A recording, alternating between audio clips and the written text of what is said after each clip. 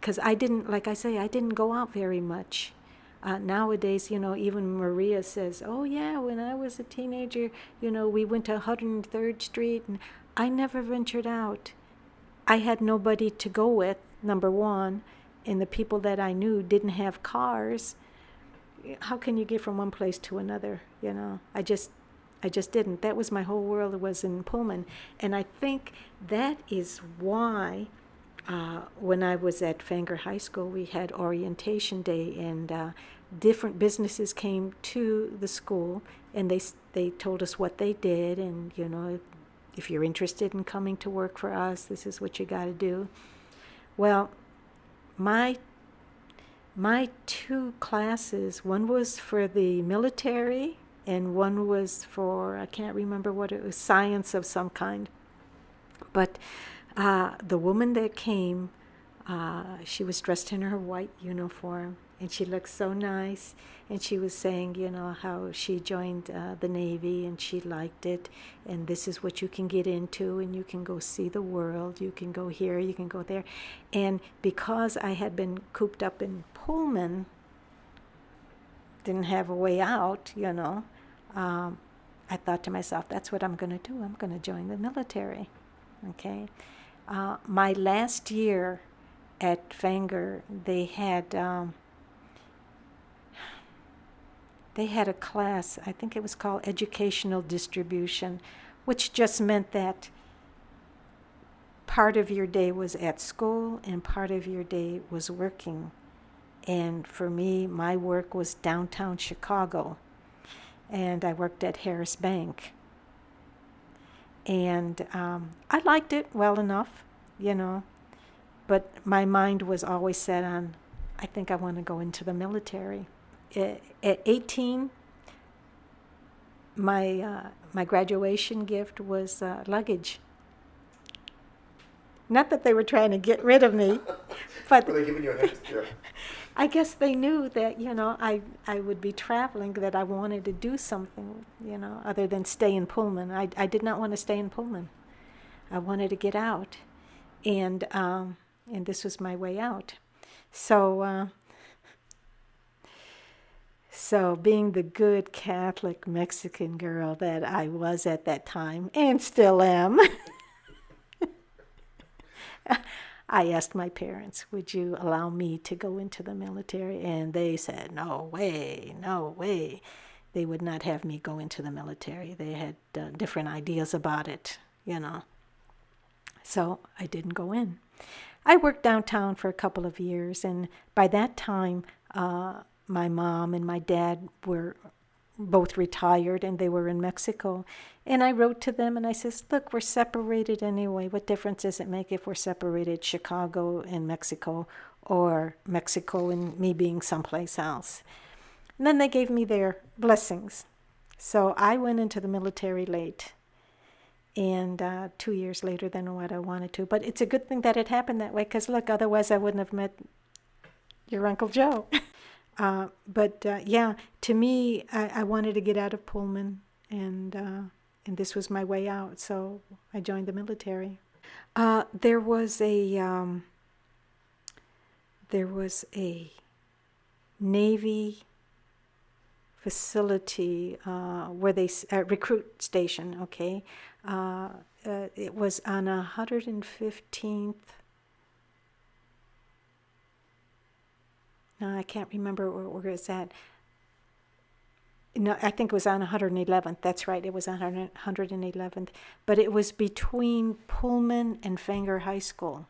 You could see it as the bus went up and down that street, and that's how I would get to school sometimes. And they would have their recruit posters out, and I would see it, every time I took the bus, and so I knew exactly where to go to sign up. So I went there, and I remember I was standing outside of this center, and I'm thinking, I don't know, Mary, do you want to go in? Maybe you shouldn't. And I was there for about 5 minutes, which was a long time. And I finally went in, and the guy says, you made up your mind, huh? he could see me. Yeah, he said, "You made up your mind, huh?" I said, "Yeah, I'm here to sign up." So I signed up, and he says, "Okay, by the time we get all the background information and everything," and I think I went into the center like in May or June. Of what year? Of 1962. And they couldn't take me until October of 62. So in October, it was the 11th of October of 62. And I'm trying to think of how it was. I think your dad drove me there. Oh, no, it was downtown Chicago that all the new recruits had to go downtown Chicago and go to the main station there, the main recruiting station. And there was me and several other girls, okay? And we had gone in, your dad drove me downtown. Okay, he dropped me off, and so I went in, and then there was a whole bunch of people there, and there were these three girls that came from my area, from 111th Street. Yeah, we did all the paperwork, and then they put us on a bus, and the bus took us to...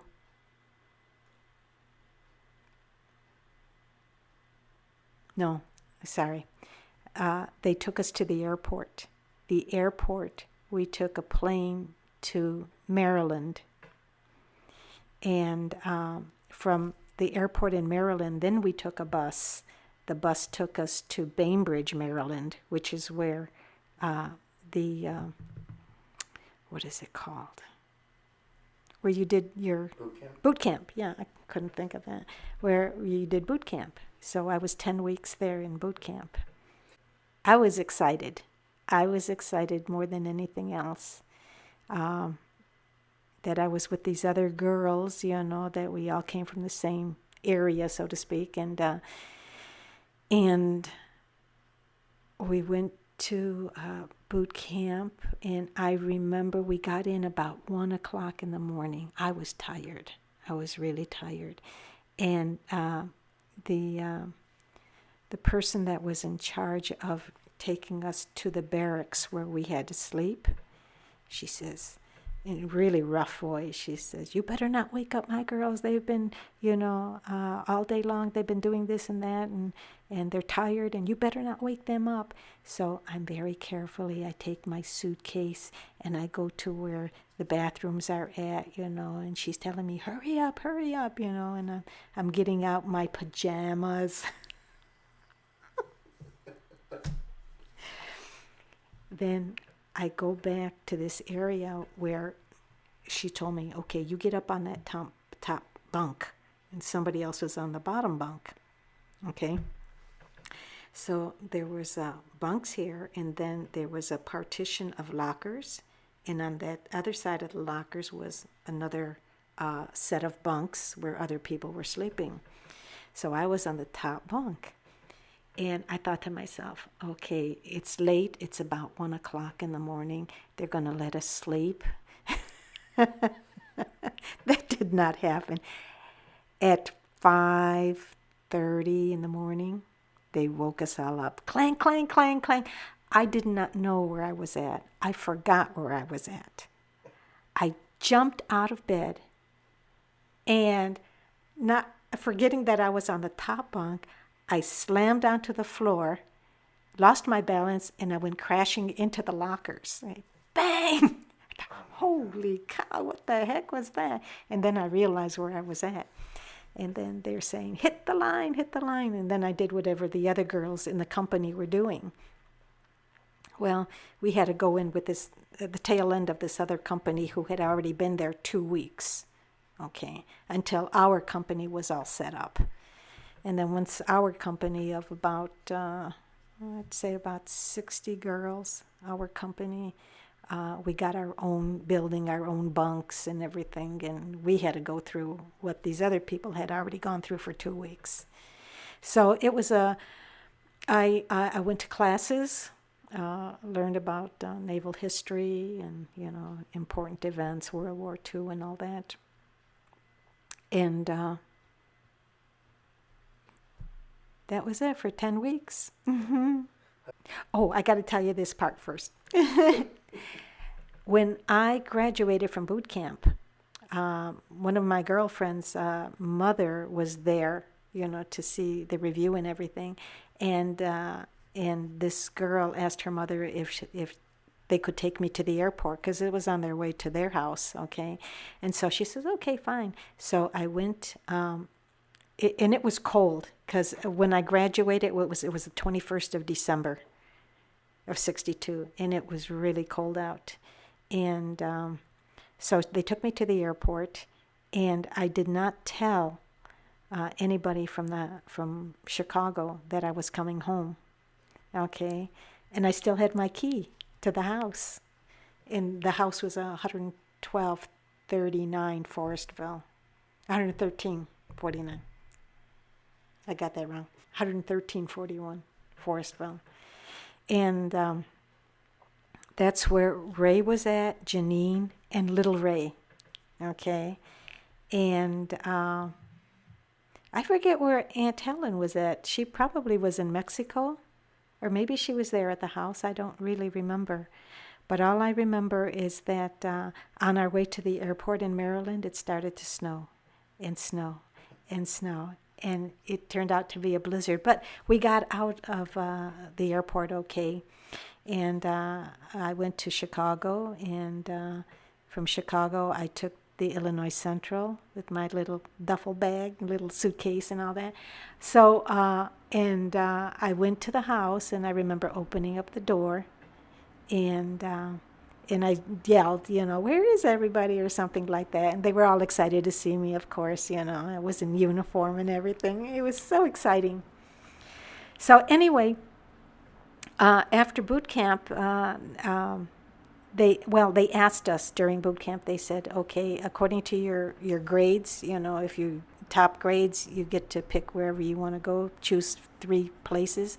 So they always say, if you pick your first one that you really want to go to, they'll never give it to you. So I picked San Diego, and my second choice was New York because I really wanted to go to New York. That's where I really wanted to go, is New York.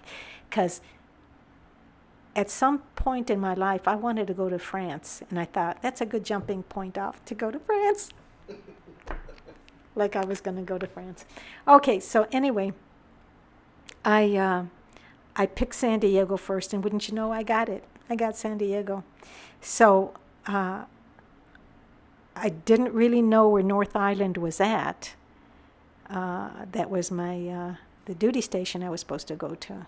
So I came to San Diego, and then I just kind of asked, how do I get to North Island? And they told me how to get there, and then I took a taxi, I remember that, and it dropped me off at the admin building on North Island, which is in Coronado.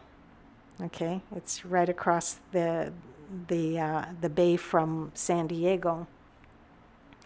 And so I remember going into the admin building and presenting my orders and everything, and they took me to the Wave Barracks. It was one building where just women were at, and I got a room there, and that's where I was for the next 3.5 years. Wow. Yeah. Well, I was working in personnel, and I was the people that would come in, I would take their records and open it up, and I'd have them go to, I give them a card, and I'd say, you have to go here, you have to go here, you have to go to the library, you have to go to medical, and sign in that, that you're here at this duty station. And so I remember I was at the counter, and I remember this guy walking in, and I thought, ooh, he's nice looking, and he was skinny, And it reminded me so much of a poster that I had seen regarding recruitment. And it was a poster of this guy, very, very skinny in his blues. And that's how this guy came in. And he was at the dock and by the ship that he was going to go to. And in his hand was the hand of a little boy. Okay, and I love that poster. And it was a recruitment for joining the Navy. But I love that poster because it was that skinny guy, and he looked so handsome in the poster. And wouldn't you know it, he was coming in the door. And he came in, and, I took his records and everything, and then I gave him the card. You have to go to medical, you have to go to the library, you have to go here, there, and to sign into all these different locations. And so he did that, and come to find out that he's a journalist. And the journalist office was right there in the building where personnel was at. Well, we would see each other every day, at that point. And but there was a girl in the journalist office, and she kind of liked him, and I guess he kind of liked her. So they went out dating, so that was that. So I didn't think anything of it. Then she got out of the service, and she went to Europe because that's where she wanted to go. And I remember thinking to myself, if I was going out someplace away from the guy that I really liked, wouldn't I have invited him to come with me, And she didn't. But she was going to come back, and still be with him. And so she left. And it was during that time. And here's another thing that happened, was that I was supposed to get out in I was supposed to get out in October of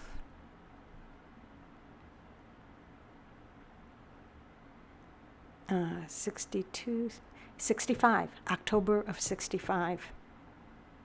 My 3 years were up, and I was going to go back to Pullman. Wouldn't you know it?